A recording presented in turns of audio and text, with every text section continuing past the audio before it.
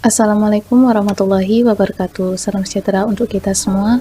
Perkenalkan, nama saya Naila Mita Fasya dari kelas 2B dengan NIM 2108300000057. Di sini saya dan teman-teman saya akan mempresentasikan hasil dari tugas besar kami mengenai solusi mengatasi antrian pada apotik. Jadi, antrian adalah dua atau lebih pengunjung yang menunggu untuk mendapatkan suatu layanan. Tujuan dasar antrian adalah untuk meminimalisir waktu dan biaya dari individu dan pelayanan sesuai dengan teori antrian, yaitu kedatangan atau masukan sistem, disiplin antrian, dan fasilitas layanan. Apotek merupakan salah satu bentuk pelayanan masyarakat yang tidak luput dari perkembangan TI saat ini. Teknologi merupakan pemicu dari berkembangnya daya pikir manusia untuk mencapai suatu hal yang baru dan maksimal dalam membantu meringankan pekerjaan manusia.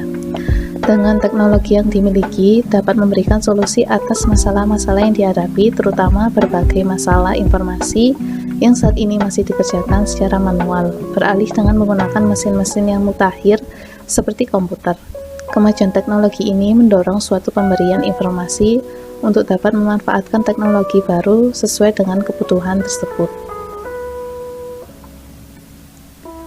Apotek Anugrah merupakan sebuah apotek yang sedang berkembang dan bergerak dalam perdagangan bidang farmasi atau obat-obatan bagi masyarakat yang mengalami masalah kesehatan. Apotek ini juga melayani pembelian obat-obatan baik dari resep dan non-resep. Apotek Anugrah ini terletak di Jalan Kelabat nomor 3, Kota Malang. Saat ini, semua klinik akan dituntut untuk mengikuti perkembangan zaman, sehingga apotek juga harus memberikan solusi untuk memecahkan masalah seperti antrian. Biasanya, pada apotek Anugrah terjadi penumpukan antrian 15-20 orang dikarenakan proses pencarian dan peracikan obat. Perbaikan sistem dapat dijadikan sebagai solusi yang tepat untuk mengatasi penumpukan antrian pada apotek Anugrah, sehingga para pelanggan tidak perlu menunggu di ruang tunggu ketika terjadi penumpukan antrian. Sistem informasi yang akan dibuat dapat memudahkan pasien dalam memprediksi waktu antrian dan mengetahui secara langsung daftar antrian yang sedang berjalan. Selanjutnya yaitu analisis SWOT dari apotek Anugrah. Analisa SWOT terbagi atas 4 komponen dasar, yaitu yang pertama strength, yang merupakan kekuatan dari organisasi tersebut, yang kedua weakness, yang merupakan kelemahan dari organisasi tersebut, yang ketiga opportunity, yang merupakan peluang dari organisasi di masa depan, yang keempat yaitu threat atau ancaman eksistensi organisasi di masa depan. Kita masuk ke dalam analisis SWOT apotek Anugrah. Jadi untuk strike dari apotek Anugrah ini, yang pertama berdiri di lokasi pinggir Kota Malang di Jalan Kelabat nomor 3, Karangbesuki, Sukun, Kota Malang, dekat dengan perumahan dan perkampungan berpenduduk pada kondisi-kondisi cukup aman dan nyaman. Yang kedua, apoteker yang selalu standby di apotek, siap memberikan layanan dan konsultasi seputar obat.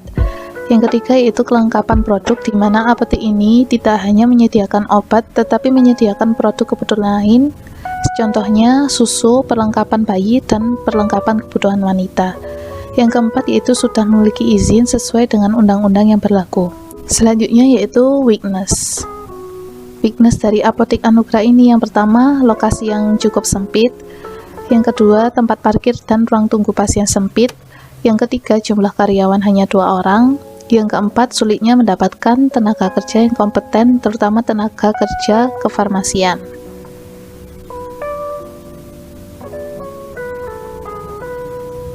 Untuk opportunity sendiri, yang pertama, apotek Anugrah ini sudah melakukan kerjasama dengan beberapa instansi kesehatan lainnya dalam melayani pembelian obat dan karyawannya.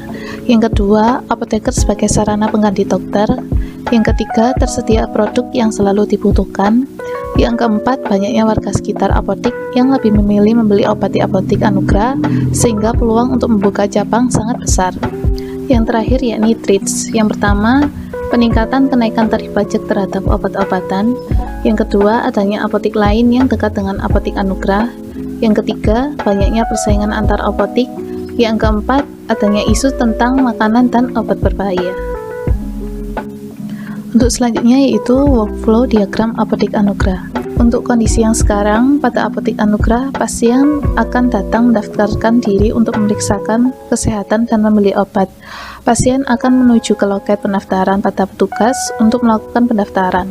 Pasien akan dipersilakan duduk sambil menunggu. Setelah itu, pasien akan dipanggil untuk diberikan resep obat sesuai dengan keluhan pasien.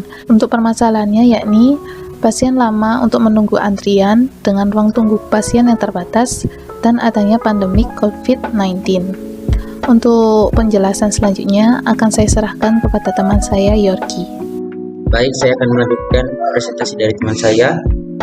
Perkenalkan, nama saya Yohanes Lekwanto dengan NIM 2108 30 00 49. Di sini saya akan melanjutkan presentasi dari teman saya. A. Pasien mendaftar diri ke loket pendaftaran untuk didaftar. B. Pasien dipersilakan untuk duduk mengantri di ruangan tunggu. Petugas memanggil nama pasien. Petugas mengantar pasien untuk mengantri. C. Pasien diperiksa lalu dokter akan memberikan resep obat yang sesuai dengan keluhan pasien dan pasien akan membayar kepada dokter. Solusi yang ditawarkan, pasien dapat memesan obat, konsultasi kesehatan, dan lain-lain melalui via chat dengan nomor WhatsApp yang tertera, dan nomor tersebut dapat dicari pada https://www.host.docs.id Apotek Anugrah Malang. Pasien akan mendapatkan informasi yang lebih lengkap melalui jadwal buka apotek, jam tutup, jadwal untuk diperiksa dokter, dan dapat konsultasi untuk bisa mengantarkan obat ke tempat pasien. Setelah konsultasi secara online, Pak dokter akan memberikan jadwal bagi pasien untuk melakukan pemeriksaan. 1. Pasien booking, jadwal kontrol, pemeriksaan, pembayaran ke kasir. Melakukan konsultasi online. Pasien melakukan konsultasi online dengan petugas apotek atau dokter yang mengenai sakit yang sedang dirasakan pasien.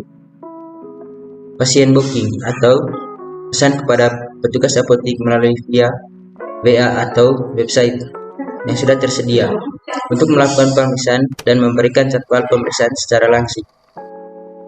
Petugas apotek memberikan jadwal kepada pasien untuk mengontrol kesehatan atau memeriksa kesehatan.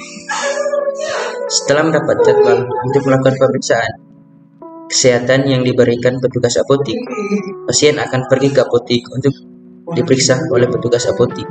Setelah diperiksa, dokter akan memberikan resep obat kepada pasien. Perkenalkan, saya Mikael Mavino Andrian Parera.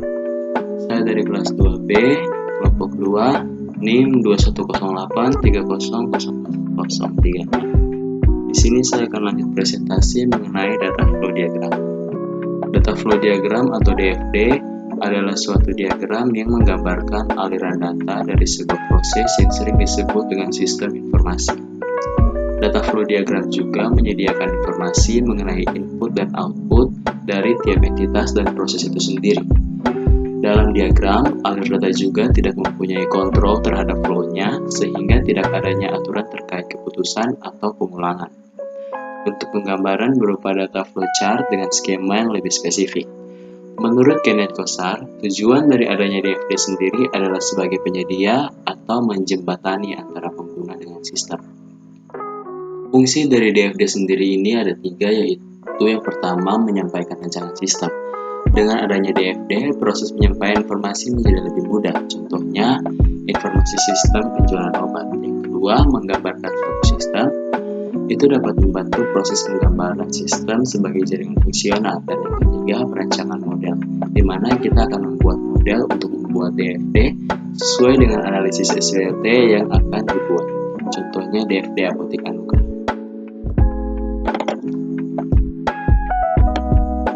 Ini adalah salah satu contoh gambar struktur data flow diagram. Penjelasannya, Yang pertama itu dari pelanggan menginput pesanan obat dan pembayaran ke dalam sistem penjualan Apotek Anugrah. Selanjutnya, sistem penjualan Apotek Anugrah menghasilkan output data pembelian apotek terhadap apoteker. Jadi di sini yang dimaksud output data pembelian itu adalah struktur pembelian. Yang ketiga, apoteker menginput laporan penjualan ke dalam sistem penjualan apotek. Lalu, dari sistem penjualan apotek akan menghasilkan data obat kepada pegawai dengan mencantumkan laporan penjualan kepada sistem penjualan apotek. Berikutnya, sistem penjualan melakukan daftar PO dan terhadap stok barang kepada supplier. Lalu, supplier akan memberikan bukti berupa faktur pembelian kepada sistem penjualan apotek. Ini juga merupakan salah satu contoh gambar struktur data flow diagram, teman-teman bisa lihat. Dan ini merupakan penjelasan yang sudah saya jelaskan tadi di gambar yang pertama, gambar struktur yang pertama. Lanjut, yang berikutnya yaitu Entity Relation Diagram. Entity Relation Diagram atau ERD adalah pemodelan data atau sistem dalam database. Fungsi ERD adalah untuk memodelkan struktur dan hubungan antar data yang relatif kompleks. Keberadaan sistem entity relationship dengan diagram sangat penting untuk perusahaan dalam mengolah data yang dimilikinya. Fungsi dari ERD sendiri ini ada 4. Yang pertama, memberikan kemudahan dalam menganalisis sebuah basis data atau database dengan cara yang cepat serta murah. Yang kedua, menjalankan hubungan antar data yang memiliki keterkaitan berdasarkan objek yang dihubungkan dengan suatu relasi. Yang ketiga, mendokumentasikan data yang ada dalam sebuah basis data dengan cara menganalisis serta mengidentifikasi setiap objek atau entitas pada relasinya. Dan yang terakhir, melakukan pengujian model yang telah dibuat.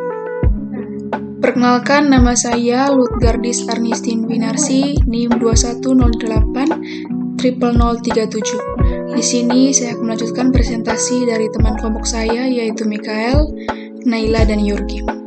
Baik, pada tampilan ini kita akan melihat entitas relation diagram atau ERD dari Apotek Anugrah. Sekarang penjelasan mengenai ERD. ERD dibangun menggunakan komponen atau notasi dan simbol. Masing-masing komponen atau notasi digambarkan melalui simbol tertentu, yakni seperti entitas, atribut, dan relasi. Dari desain ERD yang sudah kita buat, dapat dilihat bahwa pada Apotek Anugrah terdiri dari yang pertama, entitas pegawai yang memiliki atribut nama, ID, alamat, dan nomor telepon. Yang kedua, entitas obat yang memiliki atribut nama, kode, jenis, harga, dan stok obat. Yang ketiga, entitas pelanggan yang memiliki atribut nama, ID, alamat, dan nomor telepon. Yang keempat, entitas supplier yang memiliki atribut nama, ID, alamat, dan nomor. Yang kelima, entitas apoteker yang memiliki atribut nama, ID, alamat, nomor telepon apoteker. Yang keenam, selanjutnya relasi digunakan untuk menghubungkan antara entitas yang memiliki keterkaitan. Sebuah relasi selalu terjadi proses baru yang tentu menghasilkan sesuatu yang baru pula. Yang berikut di sini kita akan melihat desain database dari Apoteker Anugrah. Di sini ada pelanggan, ada obat, ada pegawai, ada apoteker, ada supplier. Penjelasan mengenai desain database, yaitu pada gambar di atas bisa dijelaskan bahwa database adalah susunan record data operasional, lengkap dari suatu organisasi atau perusahaan yang diorganisir dan disimpan secara terintegrasi dengan menggunakan metode tertentu dalam komputer sehingga mampu memenuhi informasi optimal dan efisien. Di sini kita menggunakan MS Access sebagai tools yang dapat membantu untuk membangun sebuah database yang dikomputerisasi di dalam file database Access. Kita perlu membuat tabel sebagai tempat menyimpan data untuk sistem informasi pada Apotek Anugrah. Dibutuhkan 5 buah tabel, yakni tabel pelanggan yang memuat informasi tentang pelanggan, Yang kedua, tabel obat memuat informasi tentang obat. Yang ketiga, tabel pegawai memuat informasi tentang pegawai. Yang keempat, tabel apoteker memuat informasi tentang apoteker. Dan yang terakhir, tabel supplier memuat informasi tentang supplier. Yang berikut, di sini kita akan melihat desain database menggunakan akses. Penjelasannya, untuk relasi sendiri berfungsi sebagai penghubung antara tabel satu dengan tabel lainnya, yang mana tabel tersebut memiliki data yang berhubungan di dunia nyata untuk mengatur operasi suatu database. Relasi dalam relation database atau tabel, yang mengacu ke bagaimana tabel dalam database itu bisa saling terkait dalam pembuatan relasi database itu dihubungkan. Yang pertama, primary key. Kunci utama pada field tertentu dalam sebuah tabel yang biasa digunakan untuk mendefinisikan rows data tertentu. Yang kedua, foreign key, atribut pada tabel yang menunjukkan hubungan relasi ke tabel induk atau yang mempunyai primary key. Baik, sekian presentasi dari kelompok kami. Kami ucapkan terima kasih.